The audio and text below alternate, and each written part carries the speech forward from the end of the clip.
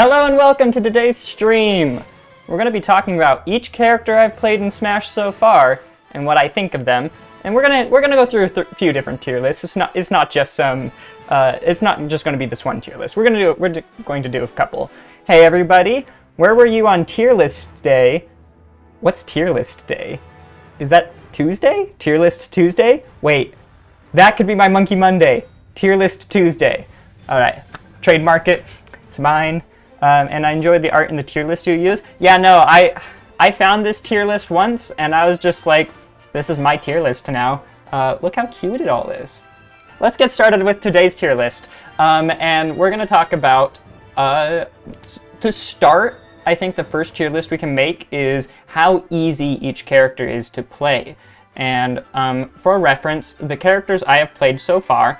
Okay, so that's 1, 2, 3, 4, 5, 6, 7, 8, 9, 10, 11, 12, 13, 14, 15 characters. I feel like that's a great way to start off the tier list. For this tier list, I am going to be ranking the characters based on how easy they were to use. And I have 5 tiers. Brain Dead, 2 brain cells required, requires thought, cerebral, and Megamind.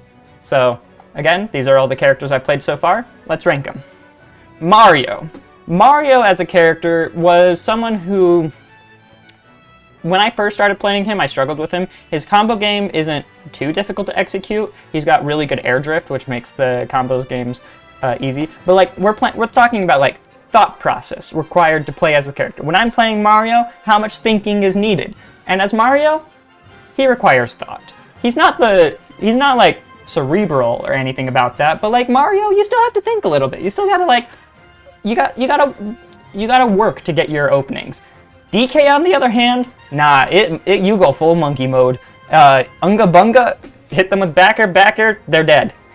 Kazuya, okay, people think Kazuya is brain dead, but the reality, Kazuya requires thought. I know people aren't gonna like that, but Kazuya, what makes Kazuya hard is finding your openings. And if you're really good at like finding openings, then yeah, Kazuya, sure, he can go to Brain Dead, just practice your combos and boom, Kazuya's easy.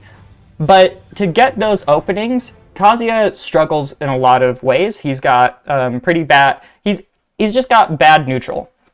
And so, and like jumping, not being able to use jump as an effective option to get over lots of different like projectiles and stuff, if you want to use your reflector splits kick, because it is a 2 motion input of like forward A, it requires a prediction of like when they're going to throw out their projectile for you to actually use it as a reflector. So like Kazuya requires a lot more thought into like getting the openings than you would think.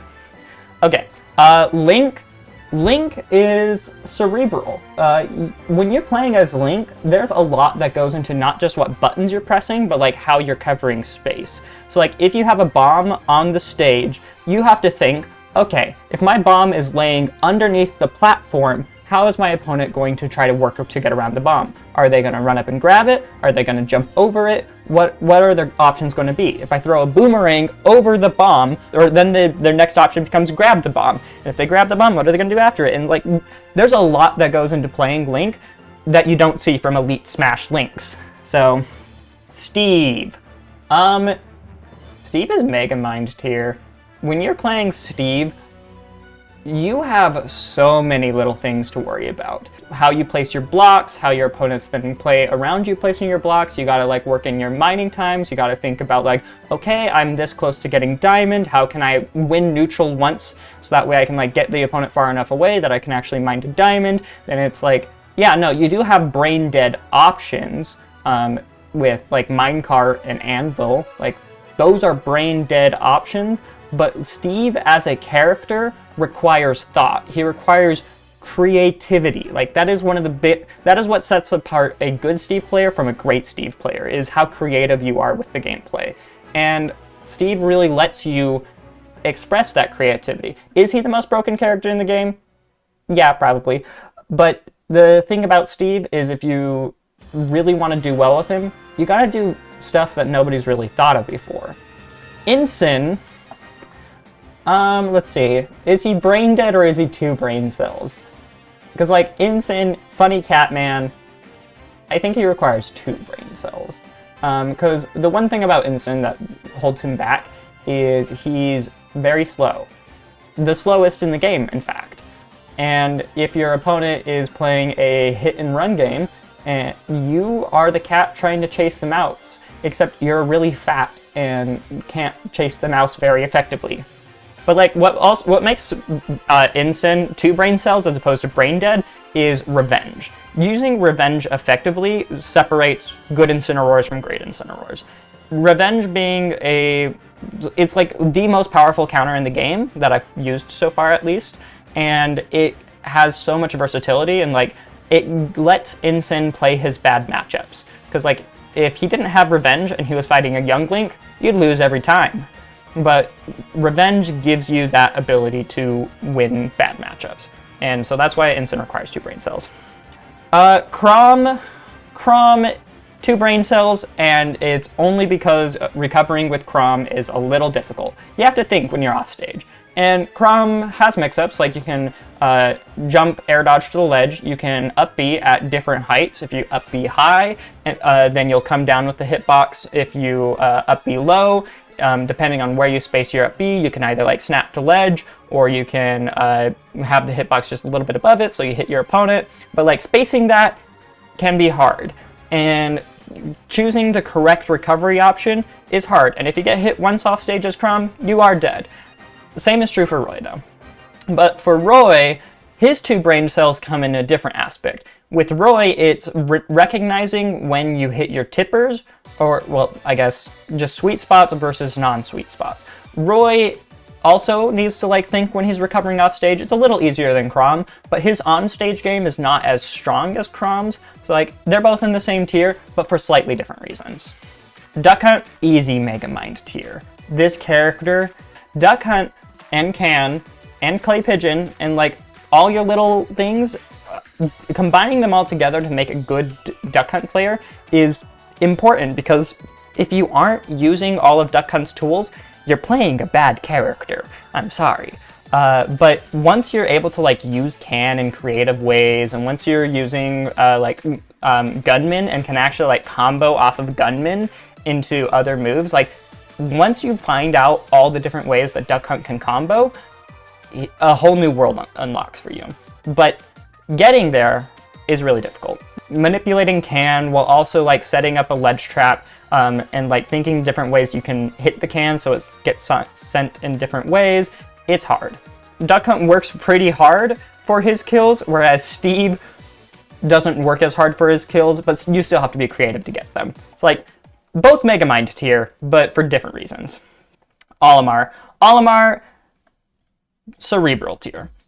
I struggled with Olimar because managing my Pikmin was difficult and was not something I was used to doing. But I think Mars is the one who said this. He says, Olimar is not as hard as people think because your options are color-coded. And I absolutely agree with him. If you have your yellow Pikmin, you're swinging an attack because it's got 50% more range than your other Pikmin. If you have a blue Pikmin, you're trying to get a grab. If you have a purple Pikmin, you just chuck them at your opponent or like charge a smash attack because they'll probably die. Olimar's options are color-coded, but managing his resources is the challenging part of Olimar and is something I did struggle with. Finding opportunities to like get on stage, collect some more Pikmin, and recognizing when your Pikmin are in lag and you cannot use them for an attack, that's another important aspect of Olimar that I didn't quite master in the 2 weeks that I played him, but made him a more difficult character to just pick up and play. Now, if you were to main Olimar and like he's the only character you played, Olimar could probably go down here. He could even go down here, but from my perspective as someone who just started playing as the character, he can be a little difficult. Maybe I'll put him in requires thought tier, because you need to like know which Pikmin you have. You know what, the more I think about it, more like the more I play Olimar after having my character crisis with him, I think I'm gonna drop him down to requires thought. Marth. I am biased, because like I did main this character at one point. Marth probably goes into the requires thought tier. The thing about Marth is you do need to think about spacing your tippers, and getting the correct spacing for that requires some work.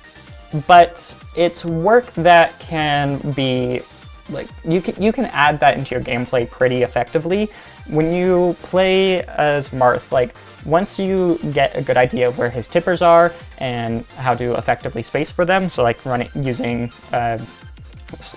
slide cancel tilts, he becomes a lot more easy. And playing Marth is also very much of like, oh, did they hit my shield in a way that's bad for them? Up B.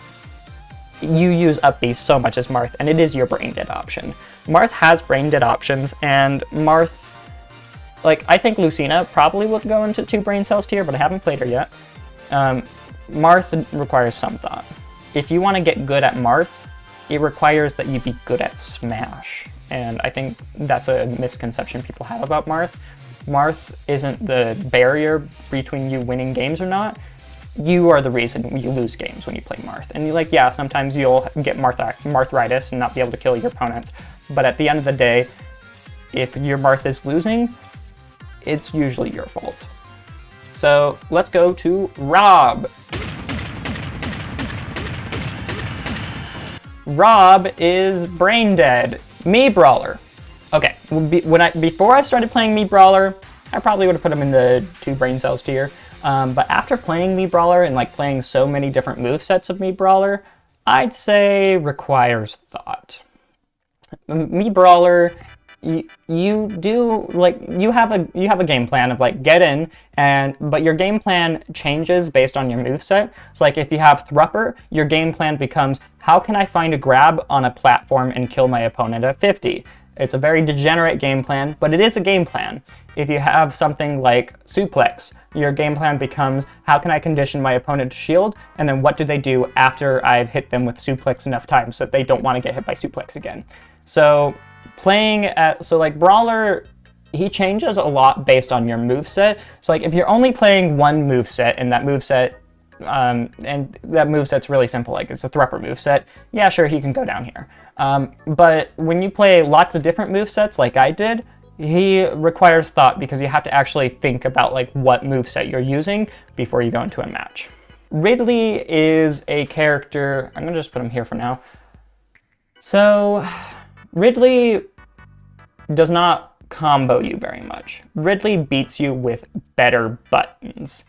And he does struggle in disadvantage because he is big, he is light. But the way Ridley wins games is he edgeguards you. And he can edgeguard better than every other character in the game. So when I play Ridley, my goal is usually just get my opponent off stage and hit them.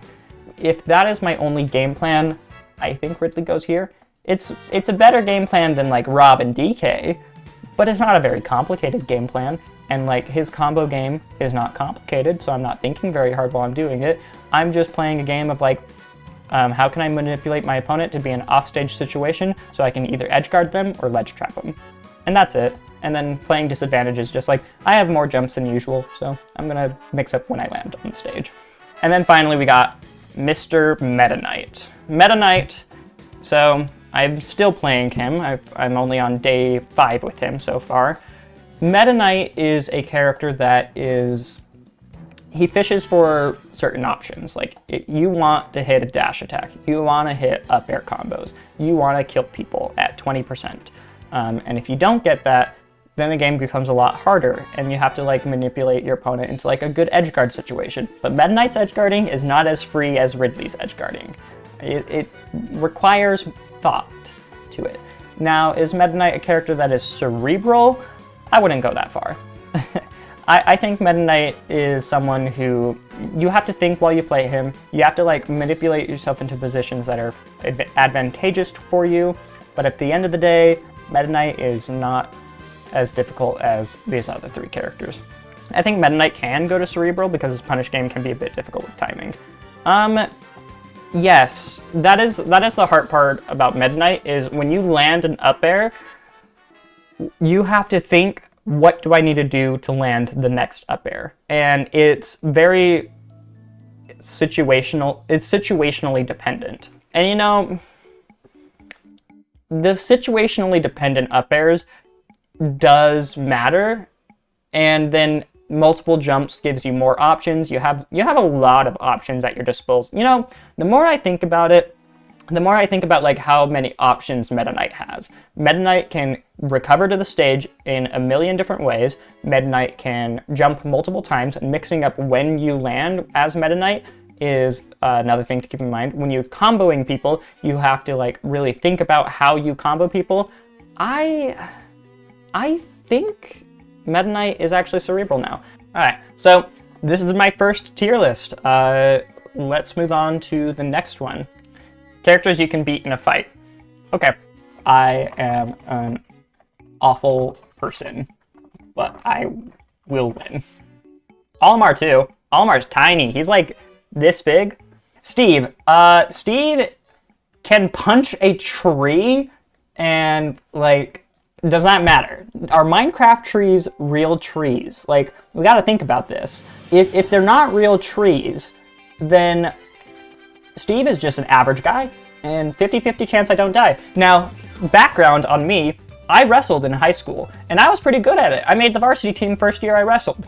And like, I am a small guy. I'm like 135 pounds and 5'6". I'm not very tall. Steve can carry a full inventory of solid gold blocks if you want to get into the minutia of gameplay mechanics. Exactly, like Steve ranges anywhere from average man to a god. So how do I fight that? How do I tier? You know what?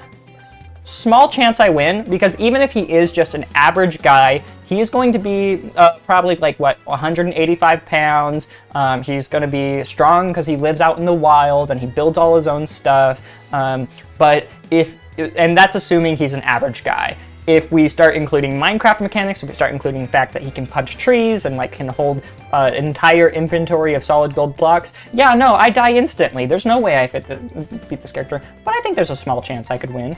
I guess we can put all the swordy characters in here, because like if they have their sword and I don't have anything, I could technically win, but small chance I win. I don't think I have a chance against Steve, but against the Fire Emblem Joes, I think I can do it. I think I have a chance. How big is Meta Knight? You gotta keep in mind that like Kirby is a god slayer. Oh, he's 8 inches? I have a chance. Meta Knight is insane, but he is the size of a 8 inches. Like, he is this big. He's a soccer ball. I could kick him. But the thing about Kirby lore is Kirby literally fights gods on the regular. And I can't fight gods. I haven't tried. Like, who knows? Maybe I could.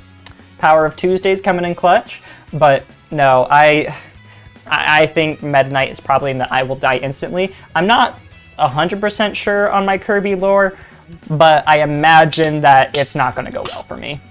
Are you able to consistently clap a mosquito that's an expert in combat? Yeah, that's a good way to put it. And I don't think I am. I think I will die to 1,000 paper cuts before I beat Meta Knight. Rob. Which version of Rob are we going with? If he is the toy version of Rob, yeah, I just break the toy. If it's like the size of Rob compared to people in Smash, I feel like I will lose. Rob is a very breakable toy made to vent your frustrations after fighting Rob in Bracket. Yeah, but like, how much is a Rob toy? That's not very cheap, and there's a lot of Robs in Bracket. What's the going rate? $175, $65. Like, yeah, no. Every time I lose to a Rob in Bracket, I'm spending $80 to break a Rob toy. Not worth it. But if we are just fighting the toy of Rob, then I probably win. Rob in Subspace Emissary is the closest we have to a canonical Rob interpretation. Yeah, and those Robs were like weirdly tanky. There's scenes where there's characters pulling the bombs apart for Subspace Emissary, and like Mario and DK is trying to rip the head off of one of them to stop him, and he can't. The Robs are just tanking it. So like, if we're going off of Subspace Emissary Rob, I die instantly. If we're going off of the toy version of Rob, I'll win. Speaking of DK, yeah, no, that's not a fair fight. Do I need to explain more? It's DK, and I am a smaller than average adult male. I'm not winning that fight. Yeah, no 50-50 chance I don't die. It just depends on like what version of Rob I get. Mario. Mario is also a below average adult male. Issue is, Mario has beaten Bowser's Kingdom multiple times, has fire powers, and can consume mushrooms that change his size without dying. You will destroy Mario? I don't know if I would. I don't know if I would. Like, if I ever get into like a wrestling situation with Mario, yeah, I could probably do fine. I could probably hold my own. But Mario is not gonna let me get there, and he'll probably just jump on my head. And if he jumps on my head once, how am I that different from a Goomba, right? So I think small chance I win. If I can get my hands on Mario, I'm like Insane. Like, just get my hands on them, and it's like, yeah, I win. But that's not entirely true. If we're comparing it to like DK tier and Mario tier, I have a better chance against Mario than I ever have a better chance against DK. So we're putting Mario here. Ridley. Oh, no, I do not want to fight Ridley. Yeah, I am not a genetically modified bounty hunter with a high-tech suit of armor that has amazing weaponry attached to it. No, I am an average person, and Ridley will mess me up. No, I will die. Brawler. I think Brawler is a character I could actually probably take on. Again, I have that wrestling experience. Brawler is all about getting in close and fighting, and like if I can neutralize his punches, just from like getting him in a grapple situation, I think I win the grapple. And so like, yeah, Brawler will probably hit really hard. He throws a shot put good. Think about the frame data. 50-50 chance I don't die. I think that's accurate. Kazuya. I would rate Kazuya higher than Mario. Kazuya has that bloodlust, you see. Kazuya can turn into a demon and shoot, or a devil and shoot lasers. Yeah. No, like, I don't think I have a chance against Kazuya. Incineroar, same kind of deal. Even though he's like a 4-foot tall cat. How tall is... 5'11". Okay, no, Incin is one tall boy. And we are now having to deal with a nearly 6 foot tall anthropomorphic cat. And if you've ever been scratched by a cat, you know those claws hurt. And this cat is not only just like got razor sharp claws on his hands that are the size of knives, he also has fire powers, and he's also a WWE Wrestling All-Star. I don't win against Incineroar. Pokemon don't hurt kids. Yes, but if I get in a fight with Incineroar, the whole basis of this tier list is I get into a fight with them. I lose this fight. Good tier list, good tier list. Let's start with the classic Mario. Mario kind of plays neutral for you. You throw out a fireball, and whether they shield the fireball or jump over the fireball then determines what you do next. And with Mario, it's very much of like, I know what I want to get. I want to get a grab. I want to get an up air. And if I can do those two things, you die. And so when you're playing against Mario, a lot of it is just like, I can't let him hit me because I will die if he touches me. I guess if you're playing against a swordy, then Mario becomes a little more difficult. So yeah, no, and if your opponent is playing the do not let Mario touch you game, okay, maybe you're right. DK, let's see, DK does not struggle to get in. It's not hard to get in for DK, because he has those long pokes, he has the dash attack, which kind of plays neutral for you, honestly. And like, he does have so much range on his attacks that playing as DK, honestly, it's not too hard. Bair and dash attack. Yeah, no, like, you bair, you dash attack, you F-tilt. DK wins neutral a lot of the time. When DK loses neutral, he sucks. And we'll get to that tier list in a minute. But when you are playing neutral and both characters are on an even playing field, DK's kind of a sortie, yeah. Because camping hurts. Yeah, but DK has the speed to, like, break campers. Oh, you're shielding? That's cute. Have you considered side B? Yeah, exactly. DK has a lot of good options. I don't know. I think DK kind of plays neutral for you. You don't need to think when you're playing neutral, but we already covered that in its own tier list. Kazuya. For Kazuya, it's hard to get in. Kazuya's whole game is bad neutral, strong punish. Yes. But his neutral isn't the worst. Well, it's kind of, let's see. If you play the I will never let Kazuya touch me game, you can win that game. I think Chase playing Palutena against Riddles is my go-to example set of a way you can play around Kazuya and play around Kazuya's weaknesses. And some characters invalidate Kazuya in neutral.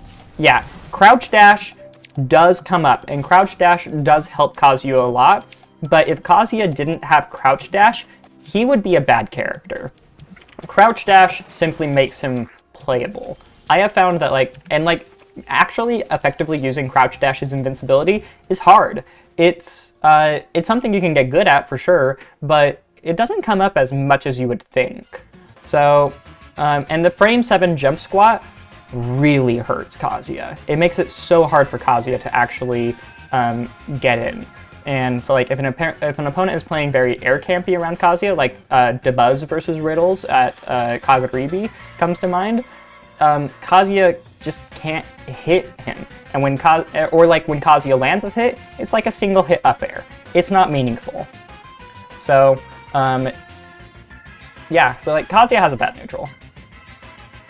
But the thing is, when he wins neutral, ooh baby, it's Kazuya's turn to play the game. Link, what's neutral?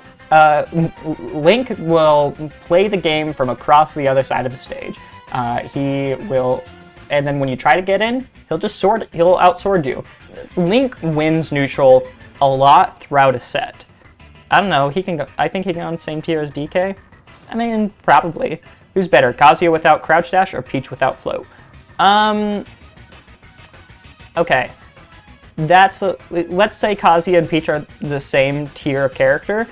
Peach without float loses her combo game. Peach without float loses her neutral. Kazuya without crouch dash, he still got his punish game. Peach's punish game gets a lot worse without float. So I think if they both lost crouch dash and float, Kazuya would be the better character. I gotta go. Hop back on later. Thanks, Lumios. If it was Young Link or even Toon Link, then yeah, brain dead neutral. Yeah. Okay. This frame data is way too slow if you don't count camping. Yeah, no, that's the thing. Once you do get in against the Link, then he starts to really suck. Because his fastest move is Nair, but if you want to use his sword attacks, they all take really long to come out. Link is in between these tiers, I think. He's better than DK, for sure, when it comes to playing neutral. But I think you're probably right that Link isn't quite the what's neutral character. He does need to work for his neutral a little bit, because if the opponent does get in his face, he'll start struggling. Yeah, but Link has his up B at a shield, which makes fighting him up close a little scary. If Link isn't the what's neutral character, what is? Rob. Yeah, true. Rob goes here. You just Nair. Nair, gyro, laser, down tilt. I don't know, that's your whole game plan. And it's a good game plan. Let's rank Steve. Steve does play neutral for you. When you place a block, neutral has been created. And how your opponent plays around blocks determines the neutral game. Now, is Steve in what's neutral tier? Honestly, blocks really affect how your opponents play. And when you have tools that really fundamentally change the way your opponent plays the game, they're playing neutral for you, and Steve can create so many circumstances that are unique to Steve that lets him play neutral better than a lot of other characters. And then, yeah, you just kind of mine and see what your opponent does next. Now, Steve is in this tier. Steve doesn't interact with neutral, exactly. Duck Hunt Dog. Duck Hunt, he plays neutral for you if you're good at controlling Can, because Can control so much space. But at the end of the day, you're still playing neutral. You're still trying to find openings and trying to create setups. Duck Hunt requires a lot of setup before his neutral gets really good, but if you can create that setup, he becomes great. Incineroar. Incineroar is in they have the lead, it's Jover tier. Granted, if your opponent ever interacts with you, Incin wins. That's why Kazuya Incin is such a fun matchup to watch. Incin, once they have the lead, it's so hard. If they just want to not interact with Incineroar, you can. You can just not interact with Incineroar. But if you make a mistake, Incin will destroy you. Revenge is a difference maker. It becomes a horror game. Oh, that's so true.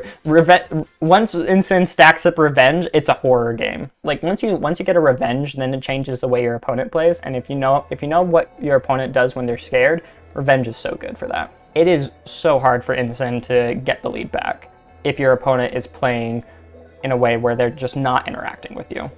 Okay, next character. Let's go with Marth. Marth plays neutral for you. Big sword, go swing, and yeah, no, your opponents can't really do much about it. And then when they land on your shield, up B. Marth is not too difficult. And yeah, no, typical swording neutral. Marth plays neutral for you. You just swing your sword, and if they get in between you and your sword's range, you up B. That's it. Me Brawler. Is he in the hard to get in tier? Because like when he gets in, he hits hard. But if you're, I think he's actually in the hard to get in. Brawler can have a lot of tools to like break the zones, like burning dropkick, for example. Like especially if you're using this slingshot tech with it, you can go really far with it, and that helps a lot. Yeah, like it really depends on your setup. If you're using burning dropkick to get in, though, you're not like getting huge combos.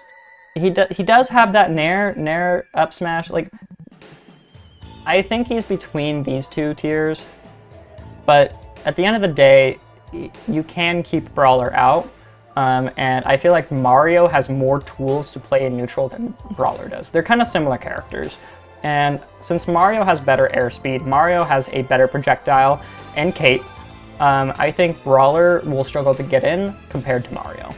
Chrom! Ooh. Is Chrom in the what's neutral tier? His sword is so crazy when you're in neutral. But I'm probably not going to go that high. I'm probably going to just put him in plays neutral. He's almost in the what's neutral tier, just because his sword is so crazy good. And he's got that insane ground speed, and the mix-up between down tilt and jab on shield, just being like, down tilt's super negative on shield, whereas jab it can lead into crazy kill confirms. Chrom does it for you, then Roy is just playing Smash due to his bad tipper. I mean, I would say they play neutral similarly. I would say these characters don't play neutral in a significantly different way. I mean, I do prefer Chrom's sword in general. Sword's good, fist's bad. It's true. If I were to rank this list right now, I'd probably... Link's got a good neutral, but I think Marth, Roy, and Chrom are better. I think Marth plays a better neutral than you guys. Maybe Link's in front of them like this. I think that's how I want to order this tier. And then the what's neutral tier, Steve probably is here. Olimar plays Smash. He's kind of got swords, because like Pikmin are technically disjointed. You just kind of throw Pikmin at your opponent, don't you? You throw Pikmin at them, pluck more Pikmin, throw Pikmin, keep him out, don't let him in, and he's kind of got a disjoints. He's just someone I struggle with, so like I think a little less of Olimar, but is he better than DK at playing neutral? Yeah, no, is he better than these characters? Honestly, Olimar, does he go all the way up here? Am I changing my mind on this? Has Olimar completely shifted in what I think about him? You get a slight win by hitting a Pikmin. Yeah, and then when you hit someone with a Pikmin, they have to spend like a couple seconds to get the Pikmin off of them. That gives you so much opportunity. I think I was just bad with Olimar. The more I think about it, like he should just destroy you in neutral. I'm gonna put him all the way up here. I've changed my mind on him. Ridley, you're playing Smash, honestly, as Ridley. He's got good disjoints in like F-tilt, knowing when you can like command grab with Space Pirate Rush. I think Ridley plays Smash. And then Meta Knight, he has so many different options to get in. Like you can dare camp people, you can dash attack, he's very fast. He does technically have a sword, but it's kind of more of a toothpick. Duck is a sword. Yes and no, come on. What is an explosive cannon but a remotely activatable sword? Fine. Sword tier. The duck is a sword. There you go. I gave it to you. Also, if I were to order Meta Knight in this tier, I would probably put Meta Knight above Link in terms of like neutral. He can just like play neutral really well. Like I think Ridley's a better edge guarder than Meta Knight, but Meta Knight plays neutral better than Ridley, which I think is not a hot take. Okay. Combos go burr. Meta Knight, I think Meta Knight is in press buttons tier, because landing his combos game is not as free as it is for, like, Mario. Mario is absolutely in the combos go burr. You just kind of, like, flick your tilt stick in the direction of your opponent, and it probably comboed. And that's... Yeah, no, Mario's super easy. Meta Knight, you have to actually, like, work to get his advantage state. It's a very good advantage state, but it's easy to drop his combos. Speaking of Mishimas, yeah, who else did you expect to be here? Kazuya just, like, he hits you, you die. He's got an amazing advantage state. Incineroar can hit cool stuff. Like, he's got his, like, up air into up B things. So, like, up air juggling with Incin is really good. That one hit does as much as other characters' combos damage. Yeah, so, like, is he a one-hit wonder? I feel like he's more of a one-hit wonder. And I feel like the can't hit cool stuff tier isn't right, because, like, I want to put Incin here, but he can hit cool stuff. Let's put Incin down to one-hit wonder, and we're going to change this from can't hit cool stuff to happy to get a 3-piece combo. That works. That's a tier. And then we got Rob. Rob's combo game is very good in specific circumstances, like when you land there with the gyro. Yeah, no, like you're probably gonna combo them to the blast zone and kill them. But outside of that, Rob does not have the best combo game. I've seen Zamba commit too many crimes against humanity that I feel he must be at the top. The top is Mario Kazuya, though, and those are characters where if they hit you once, you explode. Whereas if Rob hits you once and he doesn't have the right circumstances set up for him, he does not explode you. Without gyro, Rob lands like 1 or 2 hit pieces. Like, Rob has a good advantage state, but I think it's circumstantial enough that he's in the press buttons tier. Okay, so then we got Olimar. Outside of your rocket ship combos, where you just like up smash, up air, up air, up air, is Olimar really landing insane combo games? I don't think he is. He's got like 1 good combo and that's it. Yeah, I'll put Rob a little higher than Knight. Pre-patch Ollie though? Yeah, but we're not talking about pre-patch. Steve can kill you off random hits, but it can be really hard and odd. Yeah, no, Steve is in the press buttons tier just because up air, up tilt, it's just a go burr. Honestly, it could be up here just because up tilt, up air, go burr. But outside, well, no. You can lab Steve pretty hard, and you can get some pretty insane combos with him. That's how I'm feeling about Steve. Anyways, Brawler. Brawler's combo game is... It can be really in-depth if you want to get there. I've seen Mac, who plays Brawler in Utah. He's really pushed what Brawler can do in just terms of, like, understanding frame data, understanding, like, having, I have X amount of frames to execute this combo, to set up into a up air, up tilt, up air, reset, like that sort of thing. I think Brawler has a really in-depth combo game if you want to explore it. I did not explore it as much as I could have. Instead, I just went down throw, up air, up E. Yeah, and that was good enough for me. Marth can hit cool stuff. If you can, like,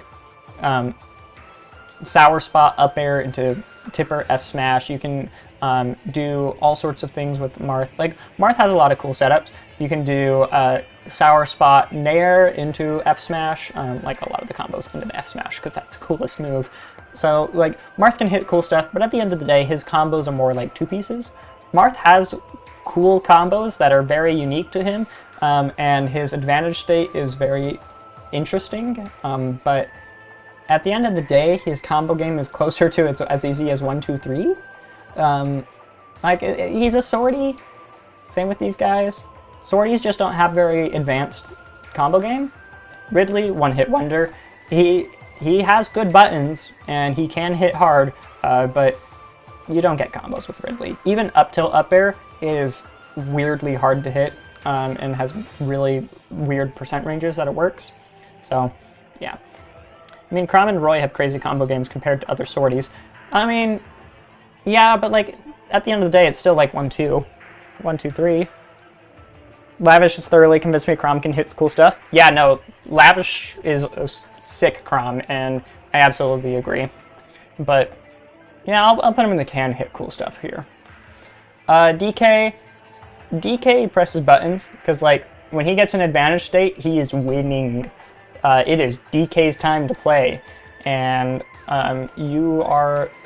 he's not really comboing people, he's just more, he has great hitboxes, and he's got the airspeed to be on top of you. And then Link, if you want to go like super crazy with like Z-cancel bomb stuff, you can hit cool stuff with him. He does have an interesting combo game, but most of the time when you're playing Link, that is not what you're trying to do. So, yeah, I think this is a good tier list. Ridley, he's in the getting bullied tier, but it's not quite as bad as put down your controller, because you do have an extra jump, and you do have good ways to get down out of disadvantage, because you can like nair, you can down air even, like, don't recommend it, but you can. And there's just a lot of different things that Ridley can do to like make it not as bad for him. So I think Ridley, while he does have the big body that does get comboed very easily, it's not that bad, honestly. Ensign is also in the getting bullied tier. Again, Ensign has really good buttons, and Revenge makes it a little scary to try to combo him, because Revenge is frame 3. So if you don't have a true combo and Ensign revenges for you, he turns the tables on you immediately. Marth, up B, if you're not frame perfect with it, Marth can up B out of it. He's also just like weird, he's a good weight to just like float out of combos and stuff and get out of it. So I think Marth does pretty decently in disadvantage. Duck Hunt has 2 get out of jail free cards. Duck Hunt being able to mash can out of disadvantage, as well as side B. Having those 2 options come out frame 1 means that Duck Hunt is a lot harder to combo than you'd expect. Olimar is average. His disadvantage is pretty bad, actually, but Whistle being a frame 2 super armor move that lasts for 5 frames is very powerful and can help you out of a lot of different situations. But when you are in disadvantage as Olimar, it can suck. Let's go with Chrom and Roy. They get bullied.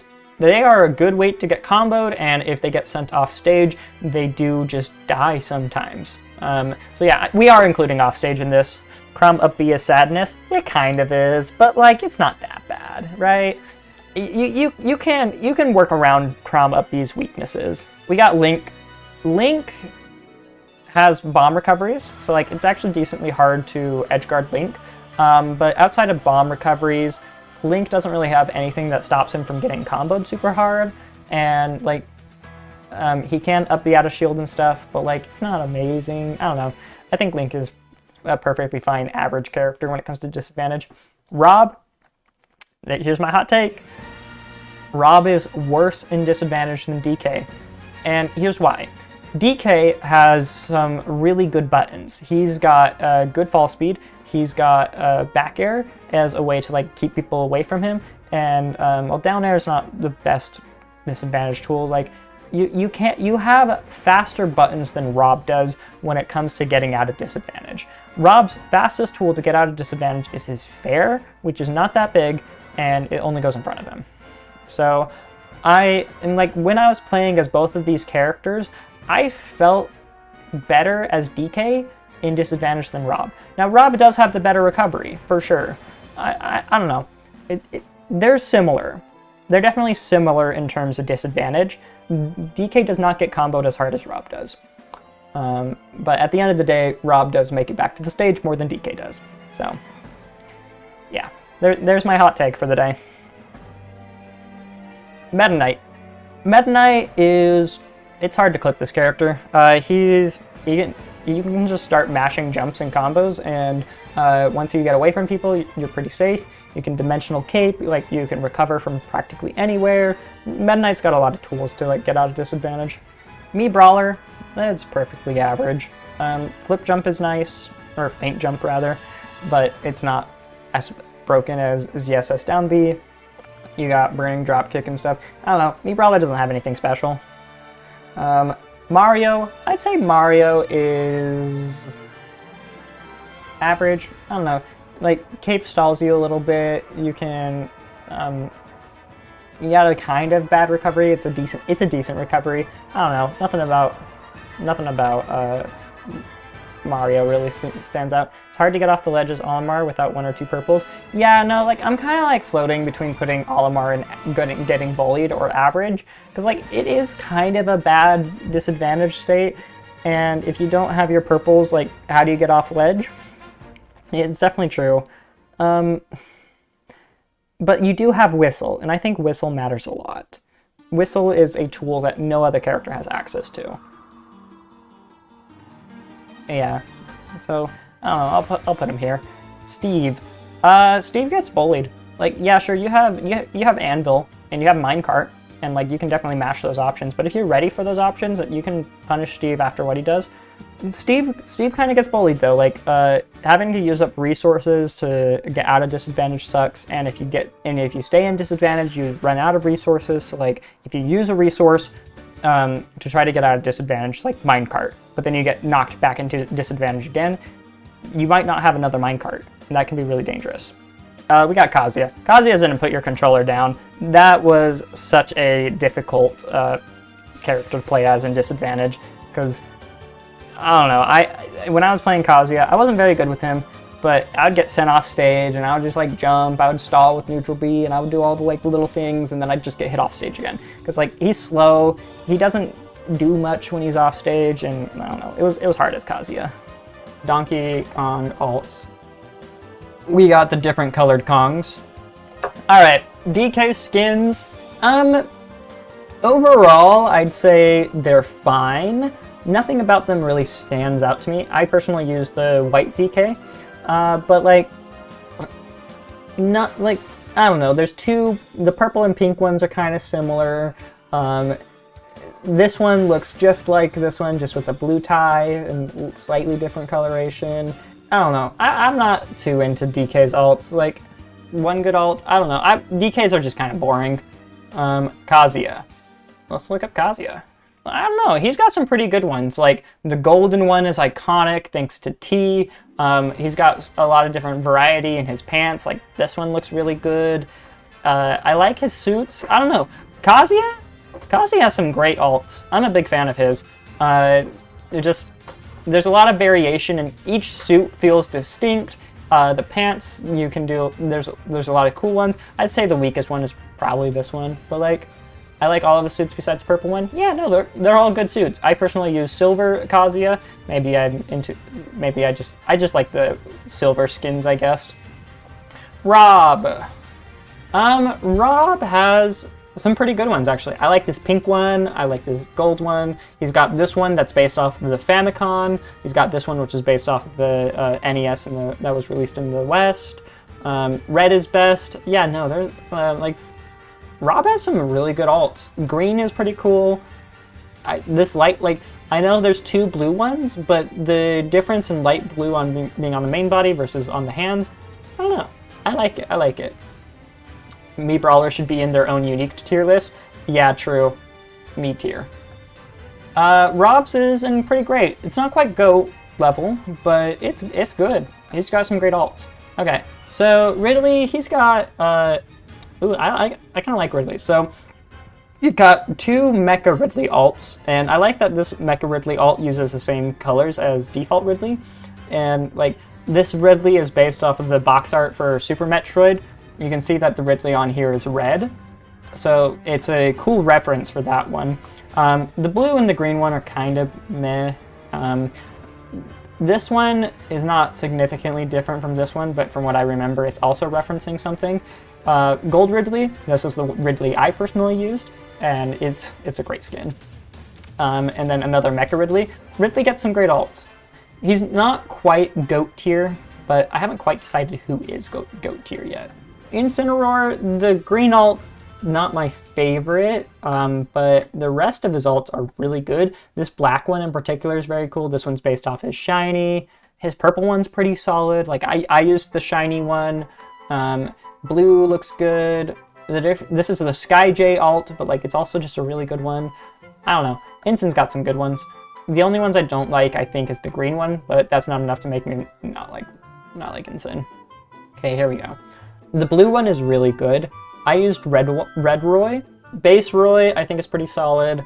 Purple Roy, there's 2 different types of purple Roys. The thing about Roy, though, is like, look at these 3 alts. They're not that different from each other. Gold Roy is good. Like, there's some good ones here, but I think Roy struggles with like his alts being a little too familiar. Like, there's 2 blue ones, like light blue versus blue. Well, they look nice.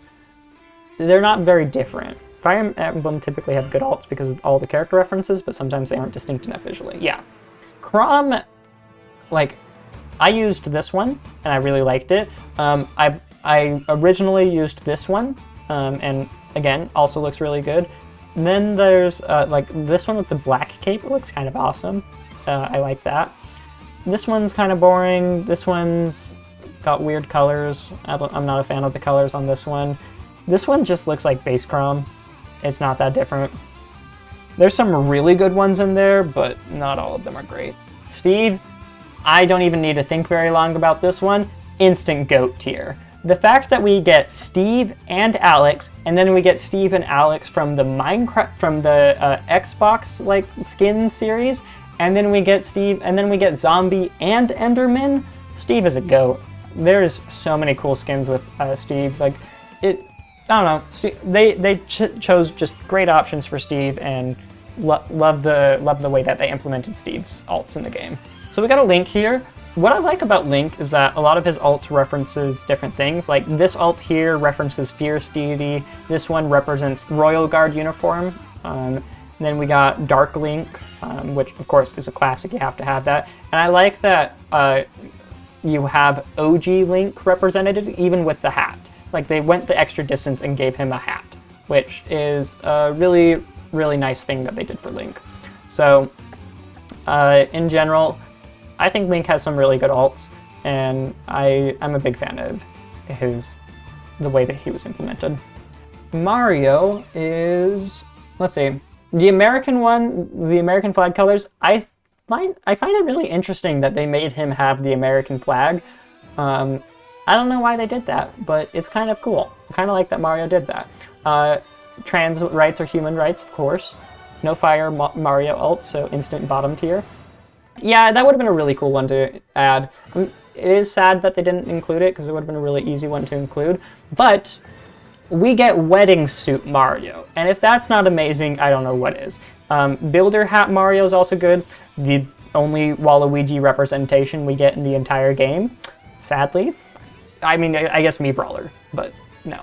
I played Green Mario, and honestly, it's just a appealing looking Mario. Brown Mario, if you watch Beefy Smash Dudes, you'll know what I'm referencing. Mario's got some good ones. Yeah, no, Mario's up here.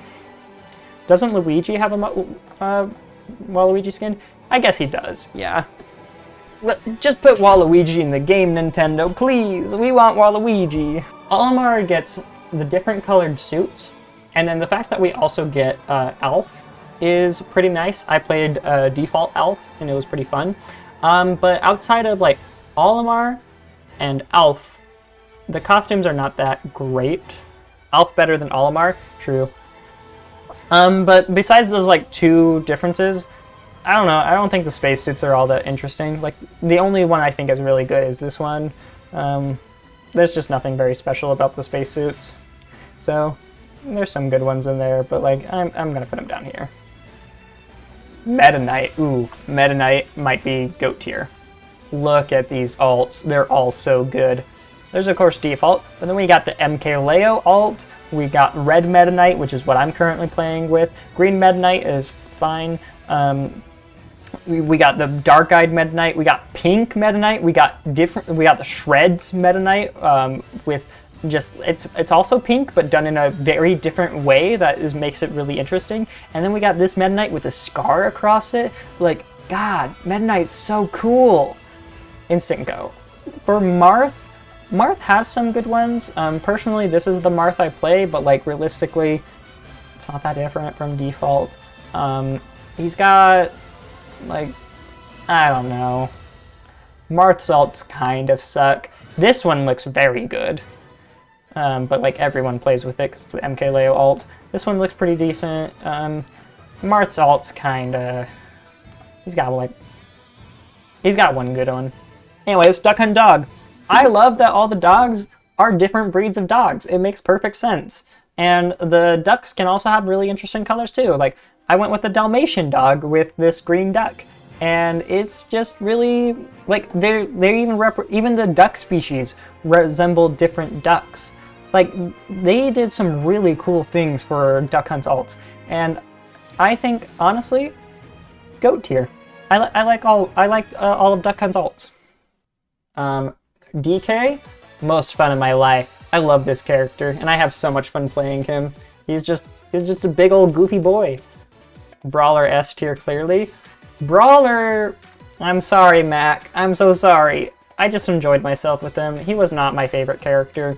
I actually struggled with him at first, because just struggled learning how to play him. Brawler was fun. Like, I don't think there's only one character that's like in the I frowned tier list, and it's Olimar. But yeah, no, sorry, Mac. Duck Hunt.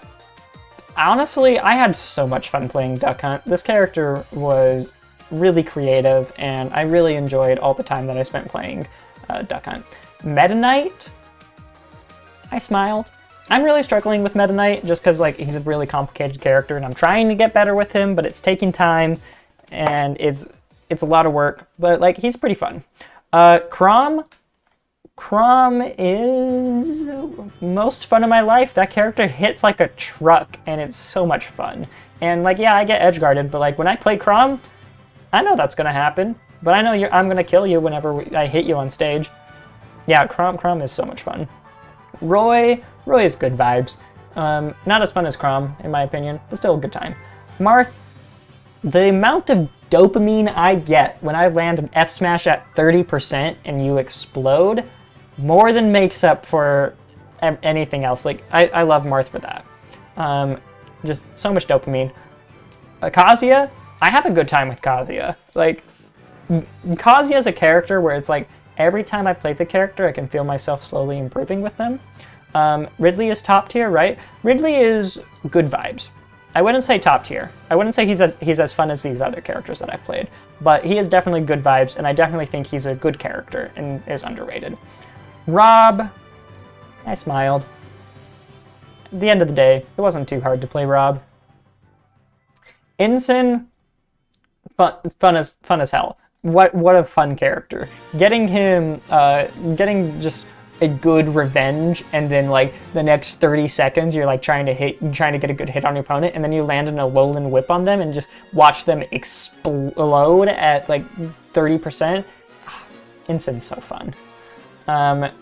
Mario, I enjoyed myself. Mario is a character that like I didn't enjoy at first, but as I got better with the character and started to like understand how his combo game worked, he was also the first character I was doing in the series, so I wasn't quite as adept as picking up the character very quickly, but the more I played Mario, the more I was like, oh, there's a lot of cool things you can do with him, so I had fun with him. Link is good vibes. I really enjoyed Z-drop stuff, and so learning how to Z-drop bomb recovery was very entertaining, and like I ultimately think that Link surprised me with how much fun he was. He doesn't surprise me as much as Duck Hunt, because like I have played Toon Link in the past, so I do like the Link archetype, but I don't know, Link was a good time. And then Steve, I enjoyed myself. Steve is very much in the, it was fun just winning games from playing such a strong character, but Steve was also a character where it's like I could put a lot of time into practice mode and really learn a lot about Steve and have a good time playing him. So like, yeah, no, like, honest thoughts, but like, look at how nice this tier list works. A perfect triangle. All right, let's get into it. So we're gonna start with Mario, of course. All right, so Mario is a character that I feel is on the verge of S tier, but I do think that it's very meta dependent on whether Mario is good or not. And that meta is dependent on whether or not sword characters are viable and doing well. And we have multiple sword characters in this meta. We got Cloud, we got Pyramithra, we got Lucina, we got Shulk. Like, lots of really good sword characters that I think Mario really struggles against. And so I think that like Mario is a good character and like could be S tier given the right meta. But for Ultimate, I think he's high tier. Just top of high tier, bottom of S tier. But I'll put him in high tier for now. So okay. Who is your profile picture? It is Rattlechains from Magic the Gathering.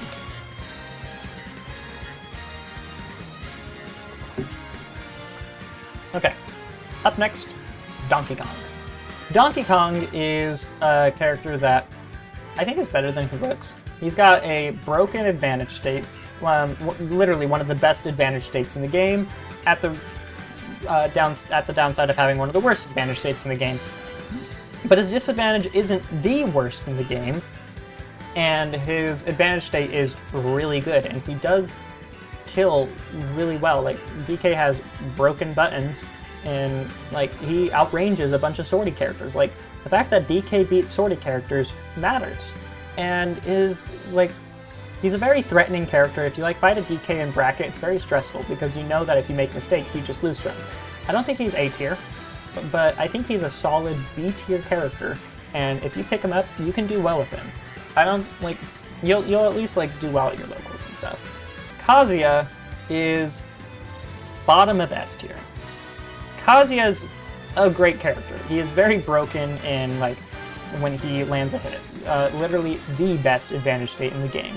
If you land a grab as Kazuya, your opponent should be dead in most cases.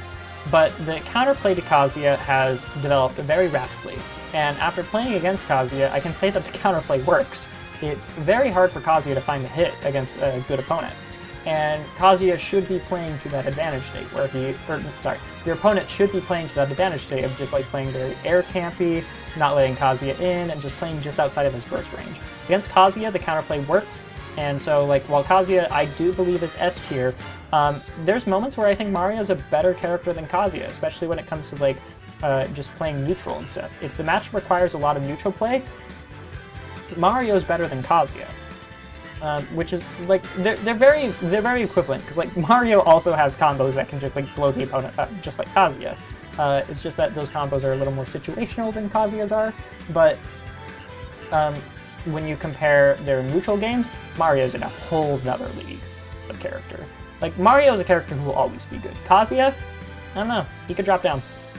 Kazuya is extremely tuned to be the best advantage state character in the game, but at the cost of having some of the worst disadvantage and neutral tools out of the entire cast. I have Kazuya ranked above Mario, but like, this is also a valid tier list for me. And maybe I do it for the hot take. I don't know. Mario's pretty good. I will still rank Kazuya higher though. Okay, up next we have Link. Link is a decent character. He's like, his tools are good. Like he's got good boomerangs. Like he can really keep people out, which is not something every character can say. But the thing about Link that makes him really difficult is Link is very technical for not as much reward. If you want to learn the bomb, like Z-drop combo setups and all that jazz, you can learn all that, but like it's a lot of work, and if you drop your combo and don't get a finisher, like an up B finisher, Link just does not deal as much damage. Now, Link does have some very good tools, like his bomb recovery gives him like one of the best recoveries in the game. You can use up B out of shield. It's a frame 7 move that kills out of shield, which is very strong. And it's like, Link does have good tools, But at the end of the day, Link's frame data, if outside of Nair, is pretty bad. Like, his sword moves are all really slow. And while the Master Sword is strong, I think there's characters with faster frame data benefit a lot more. I love how Ridley has a smiley face. Everyone says that, or they either love or hate Ridley in these tier lists. Personally, I think he's fun, and honestly, I still want to do that. I think I want to do that actually. I talked myself into Mario being better than Kazuya because Kazuya top of high tier. No, I'm starting to think that. So, like, Mario can just dodge, like, Mario having advantage and neutral tools, Mario having neutral and disadvantage tools that are just so much better than Kazuya, on top of having a combo game that is not as good as Kazuya's, but still very good. I really think Mario is a good character. And, like, he does struggle in bad metas, and, like, swordy metas are hard for Mario, but swordy metas are also hard for Kazuya. So, like, I don't know. I'm sending it. Mario's better than Kazuya. Up next, we have Steve. I think Steve is probably still the best character in the game. Steve just has an insane advantage state. Insane is not the best way to put it. Steve has a great advantage state. He's got some of the best get out of jail free cards, and when Steve has diamond and gold and iron, Steve is the best character in the game. Being able to just, like, throw out diamond back airs that kill at 80%.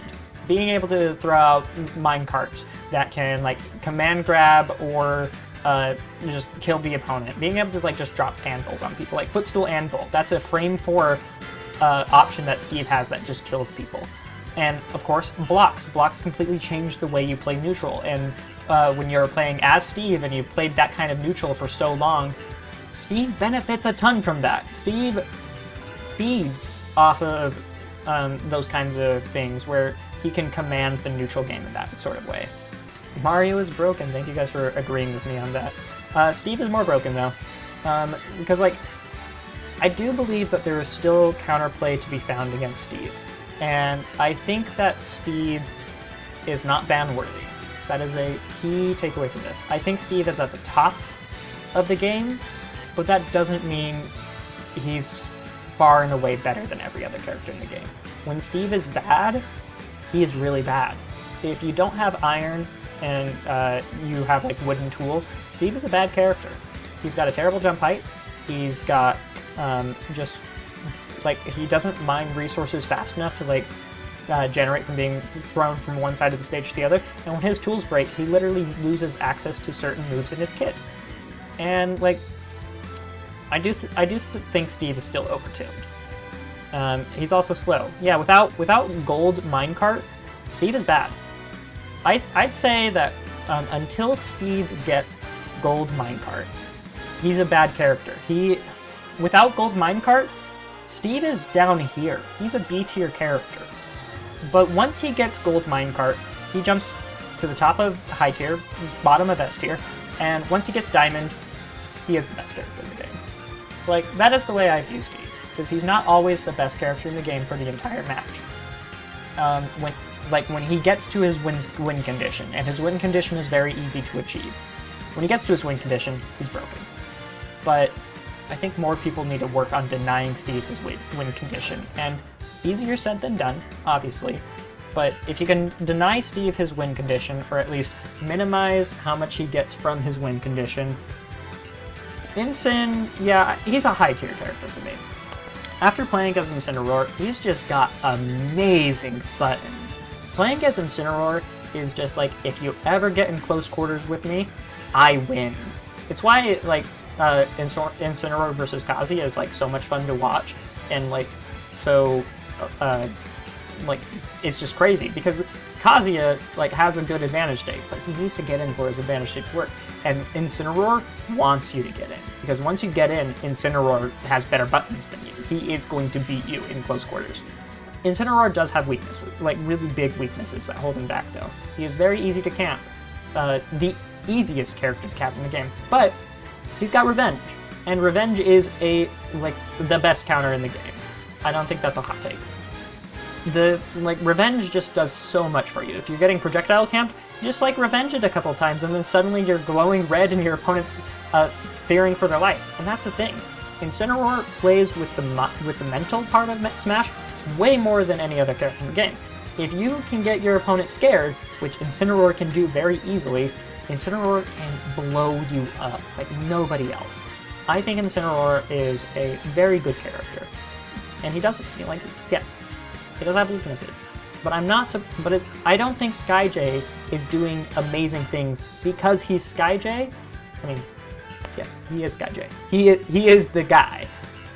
But I think he's capable of doing those things because Incineroar is good enough. Without Revenge, Incineroar is a bad character. But with Revenge, Incineroar is a great character.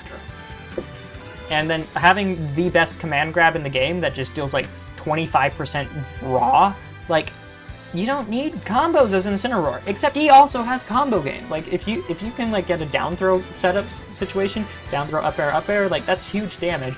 And you can also cheese with Incineroar, down throw up air up B. You just kill people at 0. Incine's good. Up next we have Roy.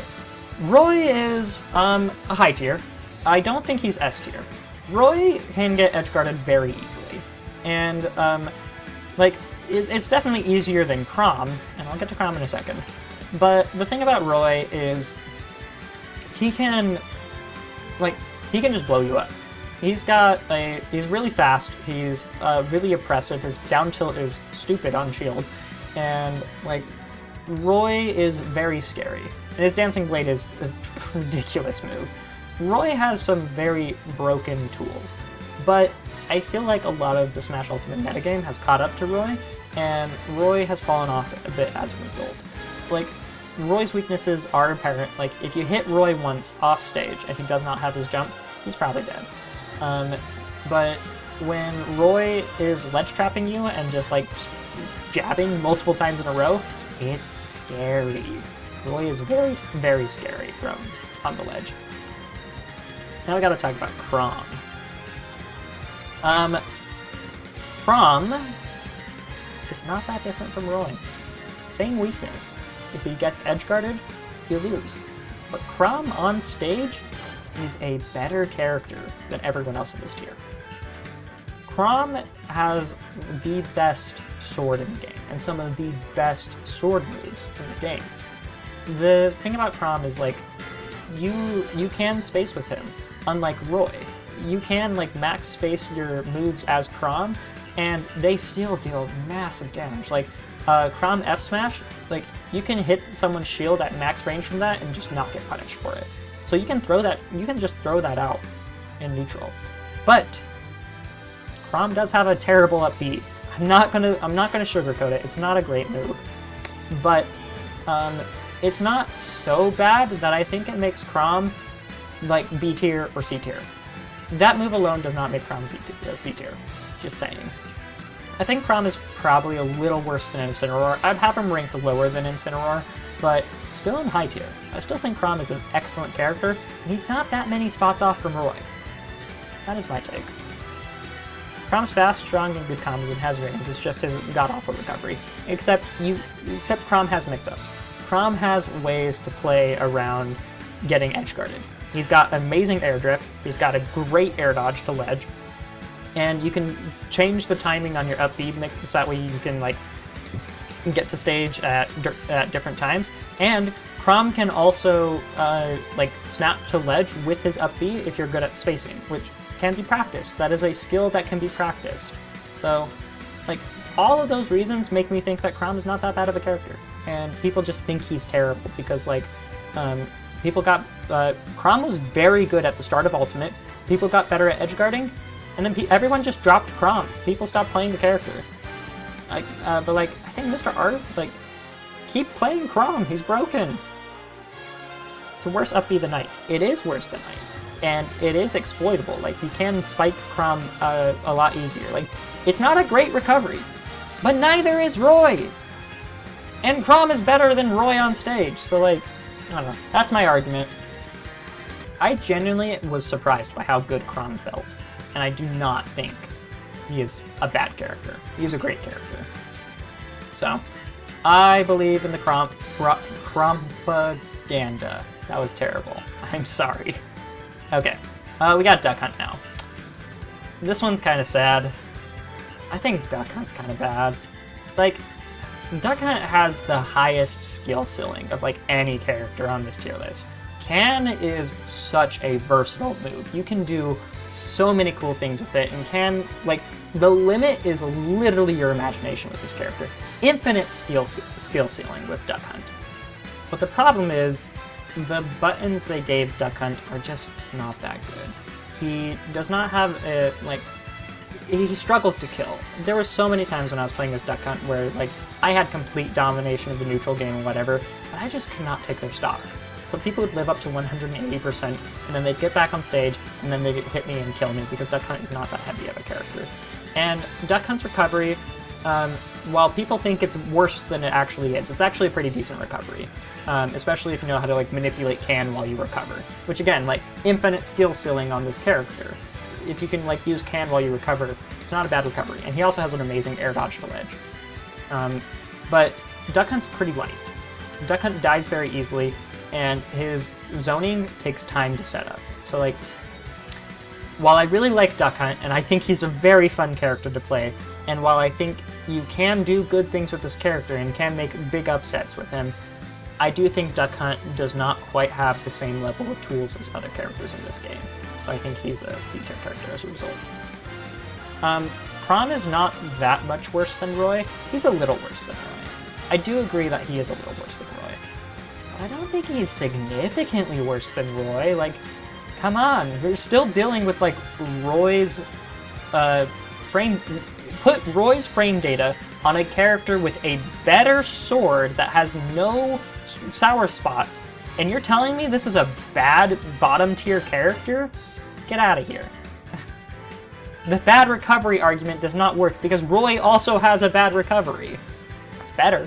It's better than Chrom's, but it's still bad. What kind of reward do you get with Duck Hunt for all the work, though? Playing the coolest character in the game? Duck Hunt is sick. Like, what you can do with Duck Hunt is awesome. This character is so much fun and so cool. But at the end of the day, he's just not that strong. He's got a great up air, though. One of the best up airs in the game. That is one of Duck Hunt's redeeming qualities. And Can is... I'm going to be playing Shulk soon, so we'll see if I still think Duck Hunt's Can is the best neutral B in the game. But I think it probably... I think it might be better than Monado. We'll see. I need to play Shulk. Don't clip that out of context. Up next we have Olimar. Olimar is a good character, but he was not a character I was good with. So, like, my opinions of him are a little skewed. I think when Olimar is played well and is very annoying with, like, his Pikmin setups and that sort of thing, I'm like, when Olimar is played in a way where his Pikmin are all being used to their full advantage, and you're playing a very evasive, runaway, very annoying character, I think he's here. I think he's better than Roy. In this current meta, I could see me putting Roy above Olimar in certain contexts. But I think that Olimar just has some really good and strong tools, and is also just like an awkward character to fight. You have to play very differently against Olimar, and if you don't understand Olimar very well, that makes it harder. So, like, Olimar is also a very good bracket character because he's pretty uncommon, except for top level play. So, like, I think, and Olimar has, like, really good damage output. Like, he's got, like, if you lashed a white Pikmin onto somebody and landed up smash, baby, you are dealing damage.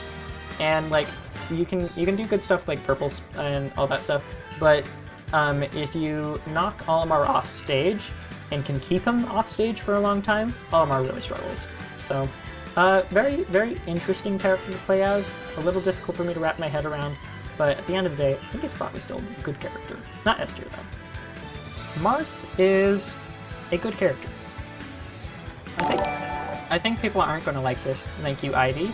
I think people aren't going to like this, but I think Marth is a better character than Roy.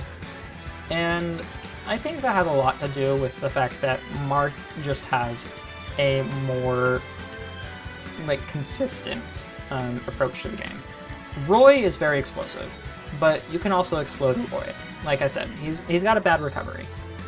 Marth does not have the bad recovery aspect, but Marth's hitboxes are also just generally more difficult to deal with. Like, a Marth that is really good at spacing and keeping you out is going to be a lot more difficult to fight than a Roy who's, like, rushing in and fighting at you. Now, like, I know people aren't going to like this, and I do have Marth bias. I will not deny my Marth bias. But, like, people put Lucina above Roy, and that's not weird. And I think Marth is as good, if not potentially better than Lucina. I have not played Lucina yet. I cannot say that Lucina is better than Marth. But having played Marth and having played, like, buffed, current patch Smash Ultimate Marth, Marth is a good character. People need to respect that. Marth is a solid mid-tier. I disagree with that. Like, you just turn on tilt stick, get good at learning your tilt cancels, and Marth is a good character. Like, that F tilt is disgusting, and is one of the things that makes him a better character than Lucina. Just, like, I'm not even, like, pretending it. And, like, Tipper F smash, while it can be inconsistent, there are setups that can lead into Tipper F smash, and it's an absurdly strong kill move. And, like, Marth can also just edgeguard. Like, you don't need Tippers to edgeguard people as Marth. You just run off and forward air them, and they still die. And then Marth has frame 3 invincible up B out of shield that if there's a tri-platform stage, he just gets out of jail for free. And, like, Marth is a good character. He's not a mid-tier. He's not a mid-tier, and his tippers are not inconsistent, and I disagree with that. F smash can be inconsistent, but you can also practice the spacing with it and get really good at it, which I've done. Like, I know the spacing for that move pretty well now. Now, like, and Roy is also a good character. Keep in mind, A tier is still the tier of characters that I think are good, and, like, you can play them and do well with them. And yes, Chrom is in this tier. I think Chrom is solo viable. Hot take. Counters can be difficult to deal with, but Chrom can beat counters. Dolphin Slash is also frame 1 invincible in the air. Yeah, no, like, you can combo break with Dolphin Slash. Like, against Meta Knight, whenever I was playing as Meta Knight, tried to combo like a Martha Lucina player, they would just spam up B, and, like, my true combo on the rest of the cast just does not work on them because of it. Of course, you can bait it out, but that's neither here nor there. Okay, up next, I think after Marth it was Mr. Rob. Yes. Okay. Rob is S tier. This character is so broken. Oh my goodness. He's just got some of the biggest moves in the game. His Nair just plays the game for you. Gyro and Laser also play the game for you. And oh yeah, Rob can 0 to death you off a Nair, the move that plays the game for him. And, like, Nair into side B, like, you don't even need a Gyro for that, and that will still kill people at, like, 30-40%. Like, Rob is very good. And while Rob does have a pretty bad disadvantage state, that is, like, his only weakness. He can zone really well, he can fly, he can, like, he gets comboed, and he gets bodied in combos, but Rob is still so broken, and I just cannot see a world in which Rob is not potentially top 5 in the game. Rob is just a pick up and play me top tier, and I don't know, that's a really good value to have. I think Rob is top 3, call me crazy. At the end of this series, I wouldn't be surprised if Rob was in my top 3. Like, there have been times where I've even been like, maybe? I still think Steve is better. But Rob is really good. Rob has only one weakness, and that isn't even that bad. Exactly. Yeah, like, Oh, he's combo food. Okay, but did he die to your combo? No? Alright, get Nair, Gyro, Nair, death. Good luck. Okay, up next, Mii Brawler. Mii Brawler is a solo viable character, so I think he belongs in this team. Question is, do I think he's better than Incineroar? You know what? I think Chrom is better than Incineroar, now that I think about it. I'm gonna move that around. Mii Brawler is low A as a Brawler main. Yeah, no, like, I don't think Mii Brawler goes very high on here. Esam is worse Mario. Yeah, like, I think he's worse than Roy and Chrom. Like, I do think these characters are too similar to each other to have them be placed very differently, and Incin, I think, is the bottom of high tier. Like, that is my, like, cutoff. And I think Mii Brawler is worse than Roy and Chrom. Like, the thing about Mii Brawler is he is very versatile, and you can really change up his moveset to do a lot of different things. But the standard Mii Brawler moveset is shot put, command suplex, shot put, suplex, thrupper, and feint jump. And that moveset really defines how good Mii Brawler is. And Mii Brawler with that moveset, he is very dangerous. He can kill you at 50 on a platform. Like, if you get grabbed by him at 50, there's your stock. But Mii Brawler, his game plan can be really obvious at times. Because it's an obvious game plan, that means its counterplay to it is a little more apparent.